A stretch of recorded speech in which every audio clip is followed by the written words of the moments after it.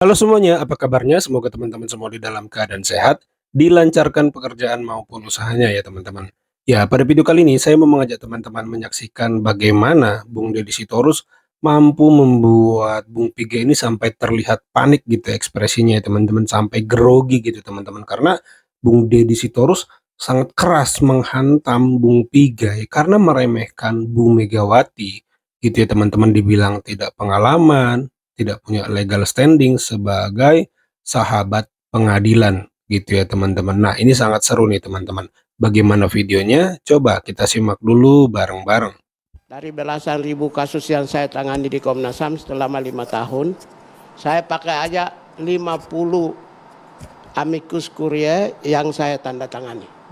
Salah satunya adalah Om Dewan Habibur Rahman mengajukan permohonan amicus curiae. Saya menandatangani karena Om Dewan membela orang-orang kecil. Mic-nya boleh diarahkan ke mulut ya. Karena Om Dewan membela orang kecil. Dan pengacara 01, 2, dan 3 mereka pernah mengajukan permohonan amicus curiae kepada saya. Oke, langsung saja jawab pertanyaan Jadi, saya. Bagaimana posisi Bu Mega di sini selaku jadi saya mau sahabat luruskan. pengadilan? Muter-muter ya. Apa itu amicus curiae? Saya setuju dengan Om Dewan tadi bahwa amicus curiae itu adalah sahabat atau mitra peradilan. Kenapa sahabat itu perlu? Karena dulu pencarian keadilan itu sulit di Eropa kontinental. Karena apa? Pihak yang bersengketa selalu menyampaikan bukti-bukti menurut kehendak dan yang menguntungkan mereka. Sehingga hakim merasa perlu memberikan ruang bagi rakyat untuk memberikan masukan. Supaya menemukan hakim bisa menemukan sebuah nilai keadilan sempurna dan sejati. Kemudian bergeser juga ke Amerika. Lalu di Amerika, siapa saja aktor atau orang-orang yang diminta untuk menjadi sahabat peradilan. Yang pertama bisa juga oleh publik, rakyat, orang yang prominent. Bisa juga oleh para hakim yang meminta. Kemudian kita bawa ke Indonesia. Indonesia apakah amicus curiae itu bisa? Kalau pada prinsipnya setiap individu, entitas atau organisasi bisa. Tetapi sesuai dengan aturan hukum yang ada di Indonesia, ada undang-undang yang memberi kewenangan entitas kuasi yudisial, lembaga, untuk menjadi mitra peradilan seperti Komnas HAM. Pasal 89 ayat 3. Bahwa di dalam itu ditegaskan bahwa apabila dipandang perlu, maka Komnas HAM bisa menyampaikan amicus curiae kepada sebagai sahabat peradilan. Singkat saja ini. Oleh karena itu saya mau jawab pertanyaan saya, Ibu Mega masuk kualifikasi yang bisa jadi amicus curiae nggak menurut Anda? Ya, oleh karena itulah saya sudah bilang, ya, legal hukum di Indonesia hanya amicus curiae itu bisa diberikan kepada orang-orang atau organisasi atau individu atau lembaga yang diberikan kewenangan undang-undang. Di Indonesia ya, kalau di Eropa dan Amerika itu urusan lain. Setiap individu bisa. Ya, apakah posisi legal standingnya Megawati ada? Tidak ada. Karena tidak ada pengalaman di Indonesia. Saya mau kasih contoh. Kenapa Haris dan Maksudnya Fathia nggak ada pengalaman gimana? Enggak, Anda tidak tahu dengar dulu. Kenapa Haris dan begini? Kenapa Haris dan Fathia tidak minta? Tidak punya pengalaman. Rakyat biasa pun boleh jadi amicus curiae. Dari statusnya sebagai ketua umum partai tidak bisa. Di mana ada larangannya? Ibu Mega tidak boleh jadi amicus curiae. Sebagai ketua umum partai tidak bisa. Tadi Anda bilang tidak ada pengalamannya. Maksudnya Ibu Mega tidak ada pengalamannya apa? Ini pengalaman Anda apa? Saya tanya. Oke, biar nggak kasar Anda ngomong. Anda belum dengar. Di Indonesia setiap individu maksud itu Anda Ibu Mega tidak punya pengalaman itu apa? Legal hukum di Indonesia. Jawab dulu pertanyaan saya. Dengar dulu. Yang Anda maksud Ibu Mega tidak punya pengalaman apa? Pengalaman apa? Anda lari. Nggak, saya tanya, jawab. Anda sendiri. Jawab dulu. Dengar dulu pernyataan saya. Makanya saya tanya. Di Indonesia, Anda bilang Bang Ibu Deddy Mega tidak punya pengalaman. Oke. Jelaskan dulu itu. Titik dulu di sana. Lanjut. Anda Kita anggota dengarkan DPR dulu. bukan? Tunggu sebentar. Sebentar. Lu bukan siapa-siapa berarti Dengar bilang dulu. Ibu Mega Dengar Keras ya. dulu. Anda anggota Keras. DPR bukan?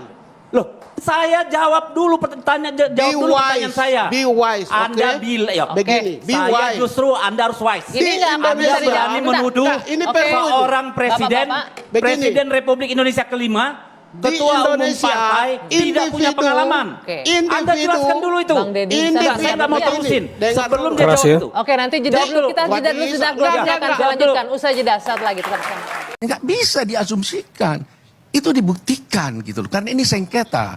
Ya kan? Makanya berlaku asas actore incumbit probatio. Barang siapa mendalilkan sesuatu, dia harus membuktikan dalilnya. Baik. Dan itu diakui oleh Hakim Soehartojo loh. Saya perlu bantah itu kalau diizinkan. Satu, dalil di MK tidak hanya dibebankan kepada pemohon. Itu diakui.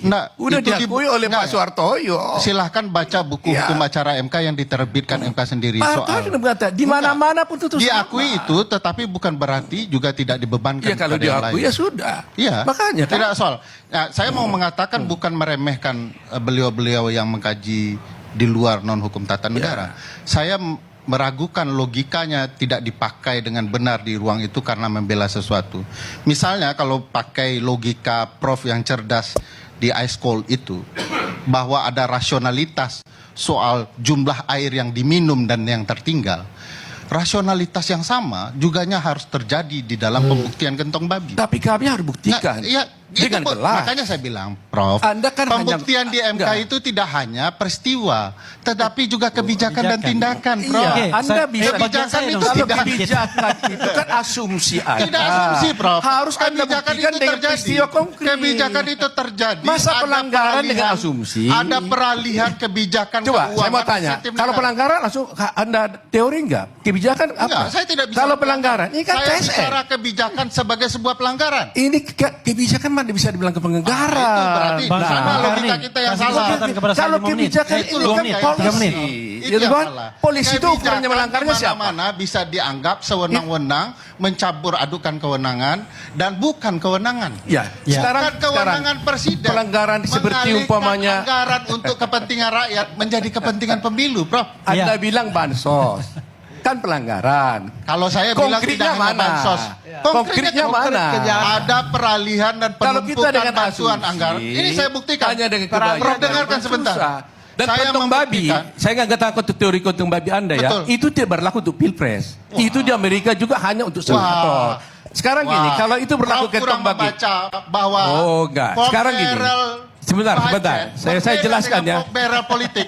Prof mengasumsikan pork barrel budget bahwa Benar. pemainan insentif dana melalui kebijakan anggaran oleh parlemen. Yang saya masukkan adalah gentong babi politik, pork barrel politik. Kalau Anda masukkan itu, Nah, berarti Prof salah. dengar. Prof, jelaskan Jangan dulu. bilang salah. Prof Hakim yang bilang salah. Enggak, Prof Anda bilang yang salah. hanya berlaku Anda untuk salah. parlemen. Prof salah itu. Anda salah. Kalau hanya Coba berlaku untuk buktikan. parlemen salah. Bagaimana Anda mau membantah satu? Sebentar. Bagaimana Anda membantah? Ya.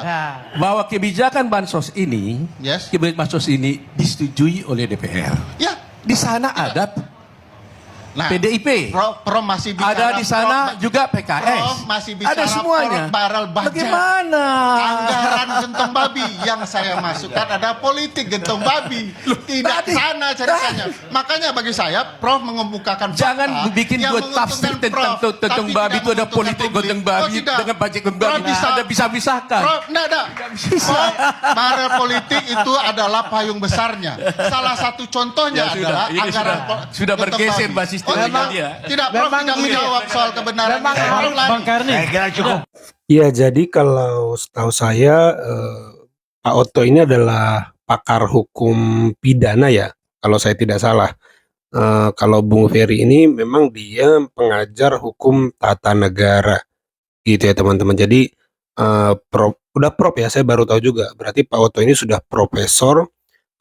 Dia adalah pakar pidana. Kalau Bung Ferry ini adalah memang pengajar hukum tata negara. Kalau saya pribadi lebih bisa memegang omongan daripada Bung Ferry ya, karena beliau memang adalah pakar hukum tata negara ya, pengajar ya, setahu saya gitu ya teman-teman. Tolong dikoreksi kalau salah. Lalu untuk video pertama, menurut saya memang di situ wajar Bung Deddy Sitorus marah karena menyinggung legal standing Bu Megawati sebagai presiden yang membangun atau membentuk MK.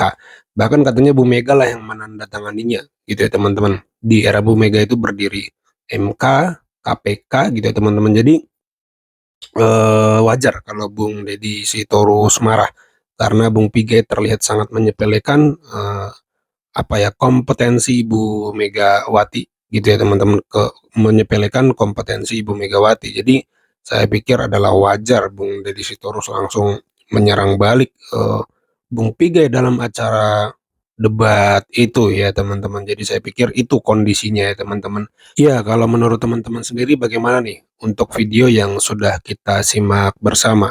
Silakan tulis pendapat teman-teman di kolom komentar. Jangan lupa di like video ini, di subscribe channel ini teman-teman agar terus berkembang. Terima kasih, sampai jumpa di video saya selanjutnya.